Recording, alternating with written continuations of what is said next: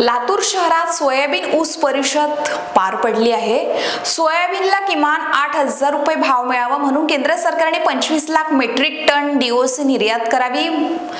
मालमत्तेसह सर्व आयात तेलावरील शुल्क 40 ते 50% पर्यंत वाढवावे। ओला दुष्काळ जाहीर करून 50,000 प्रति हेक्टर मदत द्यावी।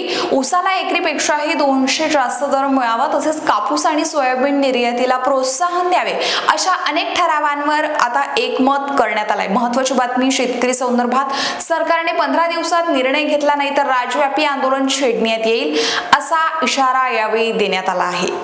आणि या परिषदेस क्रांतिकारी शेतकरी संघटनेचे प्रदेशाध्यक्ष राजू कसबे, कोर कमिटी सदस्य सत्तार पटेल व राजेंद्र मोरे, लातूर जिल्हाध्यक्ष अरुणदादा कुलकर्णी, परभणी जिल्हाध्यक्ष भगवान शिंदे, बीड जिल्हाध्यक्ष कुलदीप करपे, सोलापूर युवा जिल्हाध्यक्ष अमर इंगळे, माळशिरस तालुकाध्यक्ष शिवराम गायकवाड, धाराशिव जिल्हाध्यक्ष भास्कर वारे, तसेच युवा नेते भाऊसाहेब मुंडे, करमाळा तालुकाध्यक्ष अमोल घोमरे, शिवकुमार रामशेटे, प्रज्योत उडे, श्रीराम सलवाड, गजानन नाईकवाडे, सिंधुताई सुरवसे, नितीन गायकवाड इत्यादी उपस्थित होते।